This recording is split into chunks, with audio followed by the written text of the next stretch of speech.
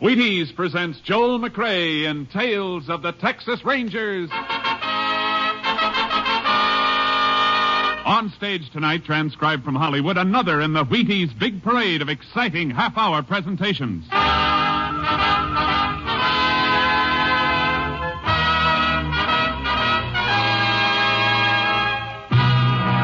Tales of the Texas Rangers, starring Joel McCrea as Ranger Pearson. Texas, more than 260,000 square miles. And 50 men who make up the most famous and oldest law enforcement body in North America.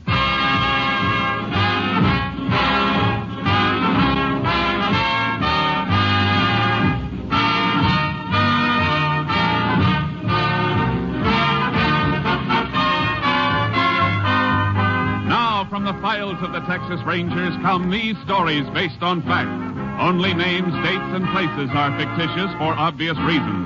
The events themselves are a matter of record.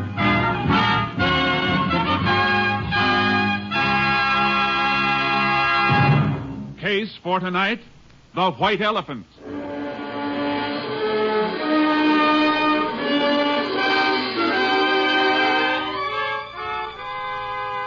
It is January 16th, 1950. The time, 6:28 p.m. A freight train just outside of a West Texas town gains speed and rolls through the gathering dusk. Inside a gondola car, a hobo crouches in a corner as the brakeman comes toward him. All right, Bo, this is where you get off. Now, listen, pal, just let me get to the next town. I said this is where you get off. But we're moving. Yeah, you get on where we was moving, you can get off. Now, come on, or I'll dust the top of your head. Now, listen, don't do it, I tell you. Get on your feet like this. No, let go. No, you want to get tough, huh? I told you to leave me alone, pal. Slug me, will you? Oh, you ain't getting me. I'm coming.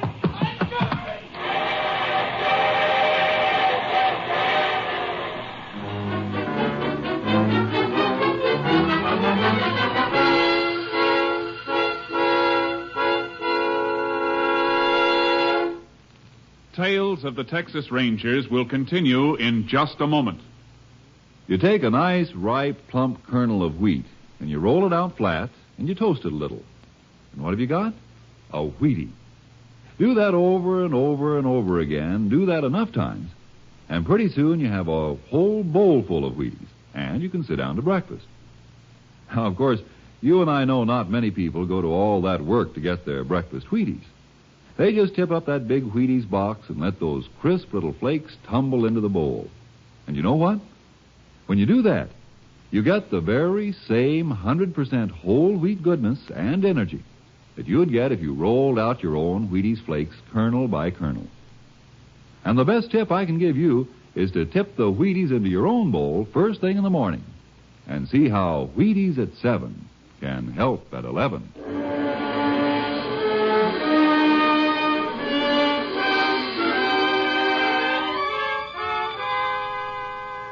At 2:55 a.m. of the morning following the freight train incident, a rancher named Banker noticed a small coupe parked on the shoulder of the road. It bore Oklahoma license plates. Banker turned his spotlight on the car, saw a man slumped down on the driver's seat. A half hour later, Sheriff Caldwell, notified by Banker, began investigation of the murder and called in the Texas Rangers. Ranger Jace Pearson was assigned to the case. And a few hours later, Pearson, Banker, and Sheriff Caldwell stood at the scene. Pearson listened to Banker. It was just about 3 this morning when I saw it, Ranger. How come you were driving along this road that late? I've been to a ranchers' meeting in Almira's. I was going to spend the night there and change my mind. Uh-huh. Did you take this road when you left for Almira's? Yes, sir. What time? Yesterday morning, about 7:30. And then this car came here sometime between 7:30 yesterday morning and 3 this morning. I guess so. You never saw the dead man before, huh? It's the first time I laid eyes on him. All right, Mr. Banker. You can go. You need me, I'll be home.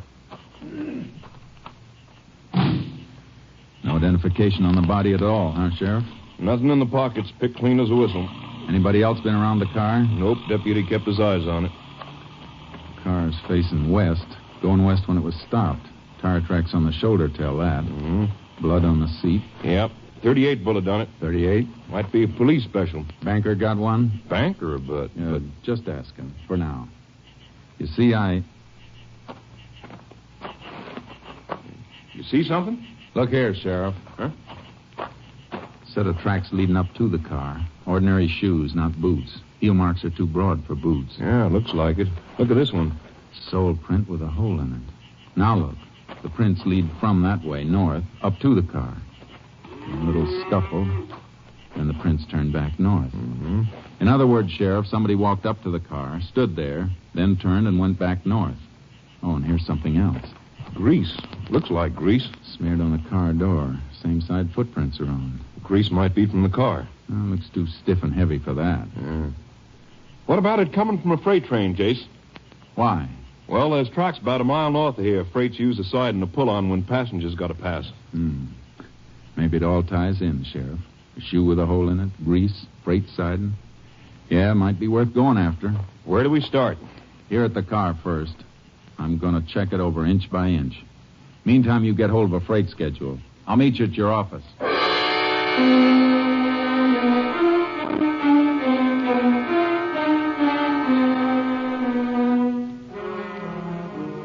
When I checked the car inside and out, I found a few things that were interesting and a little puzzling.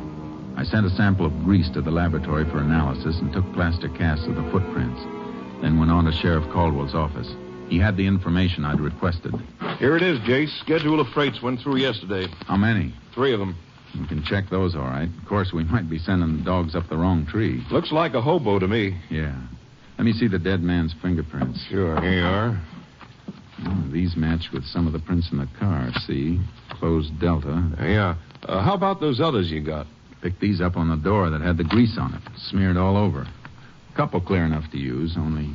Only what, Jace? You know, there wasn't a single print on the steering wheel. Seems like the dead man's prints ought to be on it. Gloves? I didn't find any gloves on him, nor in the car. Yeah. You know, by the way, I got a call out if any hobo picked up or seen on those trains. Good. Now, I found these tucked under the sun visor in front of the driver's seat. Gasoline receipts made out to Carl Thompson. Oh, that'll save a lot of checking. We'll forward the dead man's prints anyway. That steering wheel bothers me. Excuse me, Jace. Sheriff Caldwell. Oh, yeah. Good. Hold him. We'll be there as soon as we can make it. Something else, Jace. Brakeman of one of those freights we've been checking has a story. Some hobo slugged him and jumped. Okay, let's go.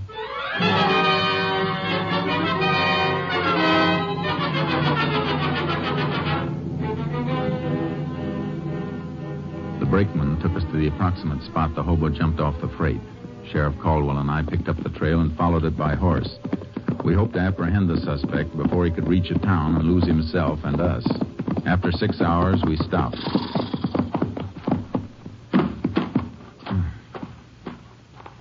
What's the matter, Jace? Tracks are different. Come here and take a look.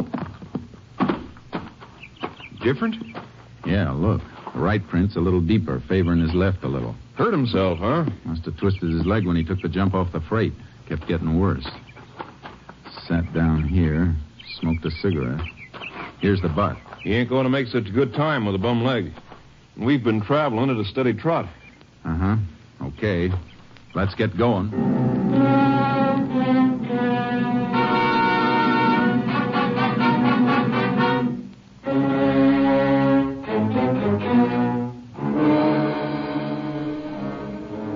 The suspect's trail showed increased favoring of his left leg.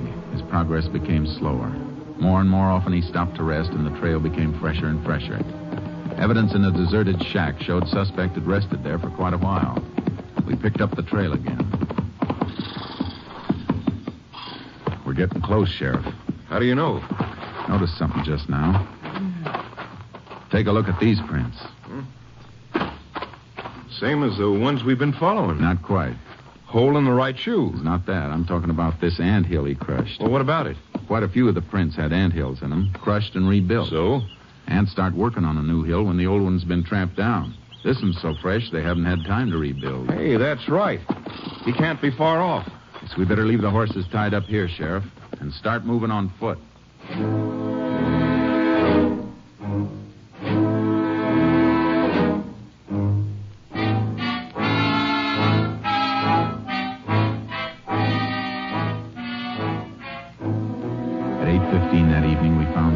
were hunting. He was asleep. He gave us no trouble, and he denied anything and everything about the crime. We took him back, and I kept questioning him, but he stuck to his story. I never was there. I didn't do it. Ever own a gun? 38 police special? I told you 100 times I never owned no kind of gun. How'd you take all that skin off your arm? Don't know. Fell, maybe. You got that while you were running away. When you jumped off the freight, after you slugged the brakeman. No. Grease on your jacket. How'd it get there? Maybe off in the freight. Sure. That car we showed you, the one you said you'd never seen before. That's the truth. Is it? Hold up your right foot. Eh? Hold it up. Hole in the right shoe. What of it? Here's a plaster cast. Cast at the print of the scene of the murder. Take a good look. But I wasn't there, I tell you. Ever hear of fingerprints? Oh, sure. Here are yours. And here's a set found at the crime. They match. You still say you weren't there? I didn't kill nobody. Let me see your hands. When'd you wash them last? I don't know. Maybe a couple of days ago. You know, we can tell if you fired a gun. I never had no gun. Did you rob the man in the car? No. Look at me. You were there, weren't you? We can prove it. Well, all right, I was there. But I didn't kill him. Why'd you lie? Well, I was scared. If you're innocent, you don't have to be scared. Look, Ranger, I got a couple of bag wraps. That all? Hey, sure. We can check that, too. All right. I got a couple of wraps for pinching stuff. Nothing big. Now, look. Tell me exactly what you did. Well, I come in off a freight. I was walking across when I seen the car. I figured it was funny, something funny. Why? Well, car parked like that. Then I walked over, seen the fella in there. He was dead. I beat it, hopped the freight. That all? You know what else up to now. Did you get in the car at No, all? sir. Did you touch the body or take anything from it? I swear it, Range, I didn't. Did you touch the steering wheel and then wipe it off? Wipe it? No. What for? Look, I tell you, Jace? Yeah, Sheriff. Come here, will you? Sure. You stay put. I got no place to go. Here's all the dope and the murdered man, Thompson. Come in just now. Carl Thompson, resident Tulsa, Oklahoma, traveling salesman for Prince Extract Company. This checked? Double. Tallies with the gasoline receipts. Mm-hmm. What about him? The hobo? Yeah. I think the only crime he committed was failure to report what he saw. His fingerprints were all over the outside of the one door of that car, and none inside. Seems to me if he thought of cleaning up the inside, he'd have done the same outside. Yeah, looks like it. We'll give him the paraffin test anyway and see if he's fired a gun lately. And if he didn't? Start all over. And start with that clean steering wheel.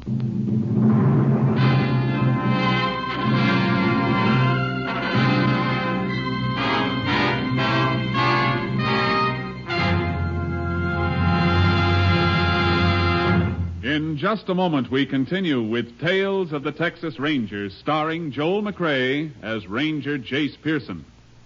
I guess nobody gets much of a taste treat out of taking their calcium and iron and phosphorus or their vitamins straight. But you simply have to have all those things to keep feeling good. And you should have them first thing in the morning, too. Because morning's the time you do most of your big day's work. That's when you really need the energy. You see, morning is the time when you really should... Wait a minute, Frank. Why don't you just tell them this?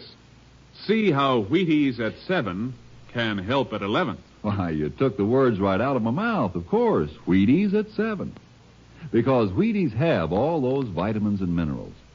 That's how Wheaties give you the zip it takes to feel eager and ready for anything all morning long. Whether you drive a truck or plow a field or if you're just plain busy with a multitude of household duties. And Wheaties do you another big favor. Wheaties wrap all those vitamins up in a wonderful, sunny, toasty, nut-like flavor that fairly hollers, give me some more. Wheaties are crisp. They're munchy. You know, fun to chew on. Taste as good going down as they make you feel when they get there. So do this, will you? Not for me, but for yourself. Hurry on down to the Wheaties tomorrow morning and just see for yourself how Wheaties at 7 can help at 11.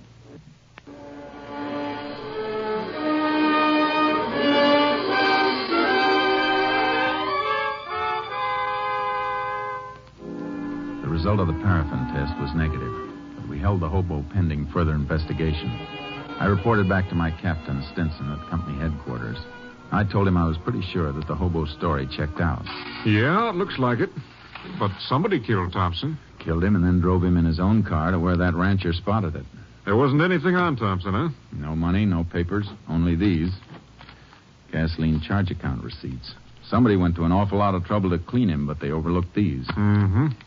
On top, this looks like a plain case of murder with robbery as the motive, but if that was it, why go to all the risk of being spotted in a car with Oklahoma plates? Why not just kill him and leave him? I don't know, Jace. What's your thinking? Well, Thompson was a traveling salesman, traveled a lot in a few days. Now, suppose the killer realized that with Thompson far enough away from the scene of the crime, we'd have a pretty tough time finding out just where the murder was committed. Yeah, that could be. But why? Well, maybe the killer couldn't leave the spot. So he did the next best thing. Took Thompson's body away. And maybe it wasn't just robbery. Well, what else? I don't know yet, but I got some more checking to do. It'll take maybe a couple of hours, and then I might have some answers.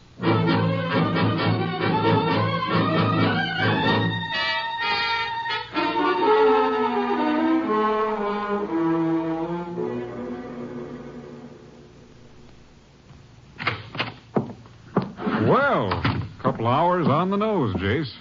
You get anything new? Some more dope on Thompson, Captain.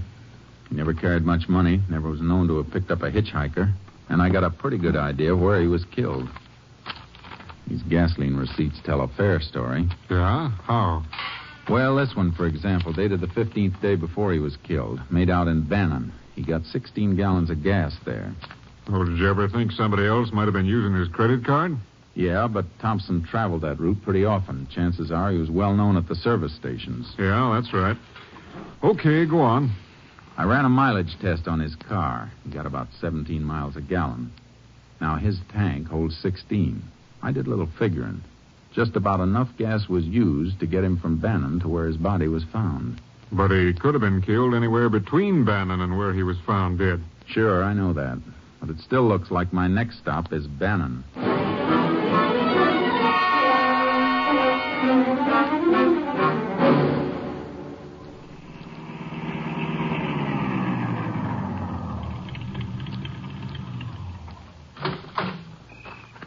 Howdy, Ranger. Howdy. How many? Whatever she'll take. Sure thing.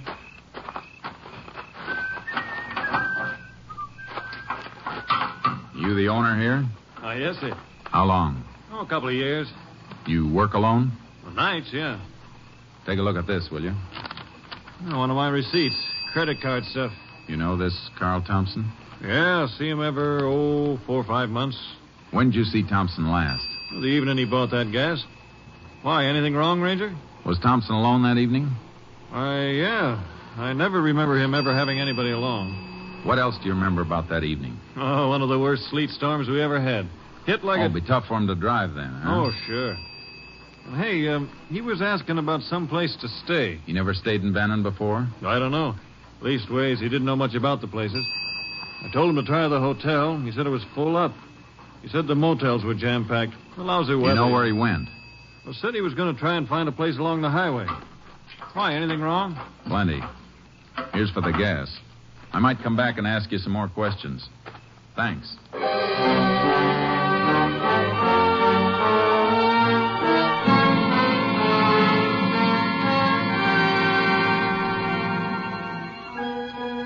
I began a check of every possible place Thompson might have stayed that night, but I drew one blank after another.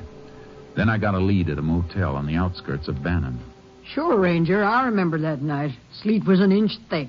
We was full up here, but I sent him to a place down the highway, the Star Motel. Been closed and up for sale for quite a spell, but I heard it was opened up again.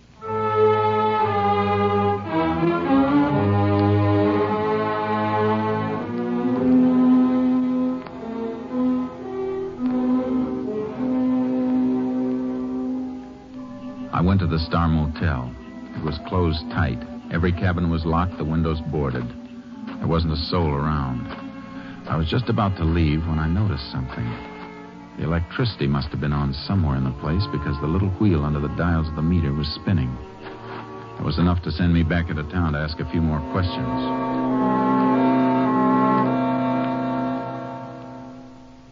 Now, let me see, Ranger. Star Motels. Yes, sir. Here's what we want right here. Uh-huh. Are these all the electricity bills? Yes, sir.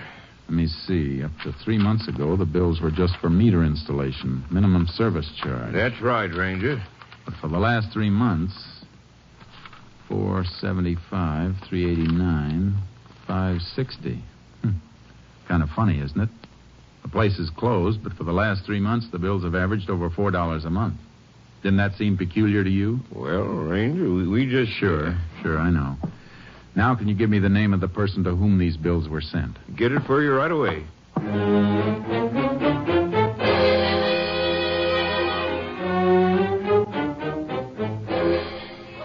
Why, yes, Ranger. Mr. Carlson's here. I believe he's on the phone right now, but if you come in... Thank you, ma'am. You Mrs. Carlson? Yes. I hope I'm not bothering you any, Miss Carlson. Not at all, Ranger. My husband's here. Oh, yeah? Yeah, I see. Well, I think that can be arranged. Yeah, sure. Tell you what, I'll come out a little later.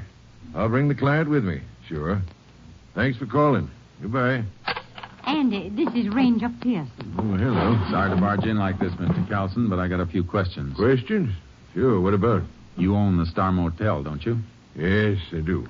Star Motel. Oh, that white elephant. White elephant? Yeah, I've been trying to get rid of it for 2 years. Why? Well, like Bessie said, it ain't been worth a hoot since the new highway went in 2 years ago. Only half the traffic that used to pass it.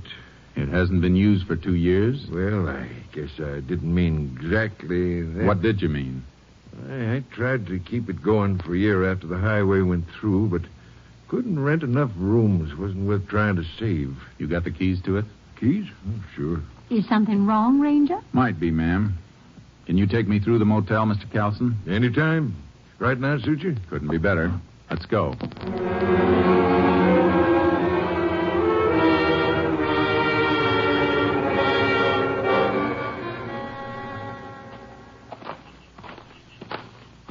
I ain't been out here for close on 3 or 4 weeks. Did you go through the cabins then? Oh, just take a look. See, kids sometimes fool around. That's why I boarded up the windows.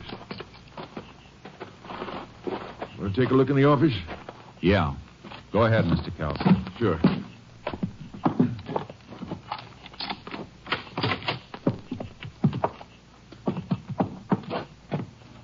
Nothing in here, Ranger. Nope, there's not. Anything in particular you're looking for? Yeah. You have this floor washed lately? Oh, heck no. Ain't no use paying for something like that. It's been washed recently. Huh? But why? How do you know? Scrubbing wood with hot water always raises the grain, and hot water isn't as good as cold to wash out blood stains. Blood? Blood? Reach! Hold it! What's the matter with Away from you? the guns, Ranger. Hold you. Sit down. Go on. Hey! Hey! Come on! What the devil is this? Who are you fellas? My guess is a couple of men I want for murder, Mr. Carlson. Murder? Just check the telephone wire. Everything okay? Yeah, push that guy. Me? Why, I never carry a gun. Well, we'll just make sure. Yeah, he's clean. All right, now strip the Ranger's gun belt. Wait a minute. You got the drop on me. Maybe I'd have to be a fool to draw. But if you don't want me to be a fool, don't touch these guns. You try and take them off me, and I'll go down using them, and I might get lucky. All right, Locke. Let him alone. He's too smart to start anything. Go get the panel truck out and start loading our stuff fast. Well, what about them? We can lock them in. Fix their car so they can't get out of here for a while after we leave. If they try to come out while we're still here, we'll blast whatever door or window they try to come through. Get that, Ranger? I get it. Okay. I'll be outside, Chuck. So your name's Chuck, huh? Good as any. What are you and that other fella doing in my place? Go ahead, Chuck. Tell him. Some other time, friend. Now you two listen. Because I ain't going to say this twice. Try to bust out before you hear us drive off, and you'll get it good. Now stay put. Oh, they got us locked in. Yeah. Oh, don't go near that window. You heard what he said. Little crack in the boarding. I'm just taking a look. What are they doing? Come here and take a look for yourself. Oh, I should have watched the place more. I never knew anyone was using it. Been used plenty. Look what they're taking out. Furs. All kinds of stuff. It's beginning to make sense. Closed down motel made a nice storage bin for stolen and smuggled goods till they could run it to the markets. Oh, they'll get away. You said there was a murder. Take it easy, Mr. Carlson. We'll get them. Oh, they'll be across the border in a half an hour before we could even reach a phone. Maybe you better take a chance and get shot down in cold blood? No. But we'll get them all right. Know why, Mr. Carlson? Why? Because you'll help.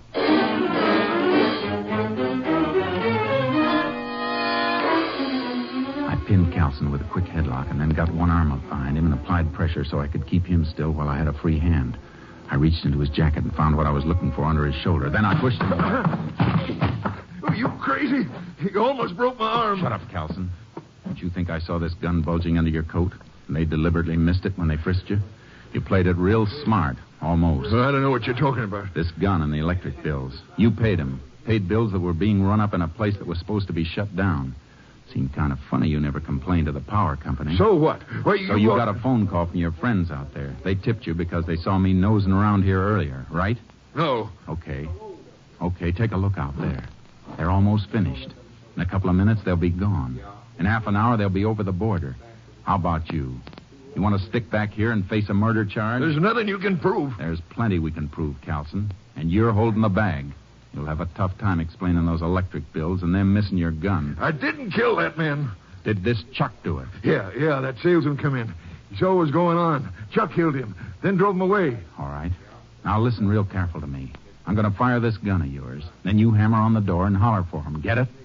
What do you want to do then? Just listen. When they come up, tell them you had to kill me. Tell them to open the door. Then, Mr. Carlson, step back and out of the way fast. They'll be gone in a minute. Make up your mind. All right. Go ahead, I'll do it. Any funny tricks and you get it first. Now, ready? Pound that door and holler. Chuck, Lark, give me a fast. Open the door. Now, when it's open, step back. What's the matter? Carlson, open the door. I had to kill him. He was making a break for it. Did you just knock him out? Reach, both of them. Hey, what's the big idea? Why, you...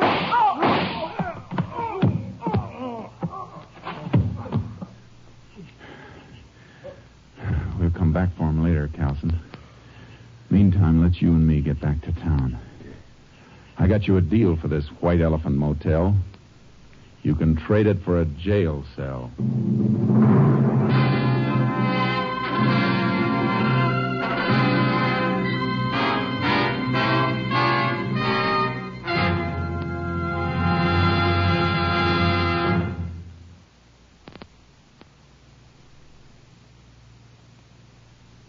And now, here is the Wheaties man, Frank Martin. All right, sound effects man, ring the alarm clock. Yeah, I used to groan, too, when I heard that sound. But one morning I said to myself, now look, Martin, you gotta get up. Why fight it? Think about something pleasant. And right away I thought, Wheaties. That's about the pleasantest thinking a man can do. Why, when you figure you can sit down to a bowl of good, crisp Wheaties and then feel like tackling the world, when you know a bowl of Wheaties and milk and fruit can help you work good because you feel good, why, it almost makes you want to shake hands with your alarm clock. And when you hear it come morning, roll out happy, reach for the big orange and blue box, and see how Wheaties at 7 can help at 11. Next week, Joel McCrea in another authentic reenactment of a case from the files of the Texas Rangers.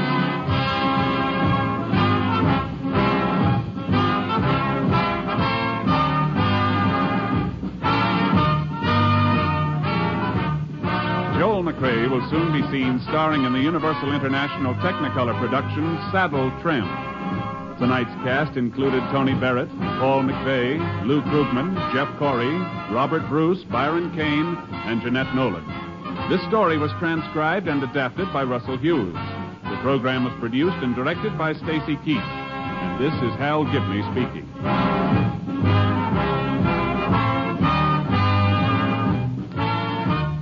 And this is the Wheaties man, Frank Martin, inviting you to listen Monday night to Frank Lovejoy in Night Beat on the Wheaties Big Parade. See you then.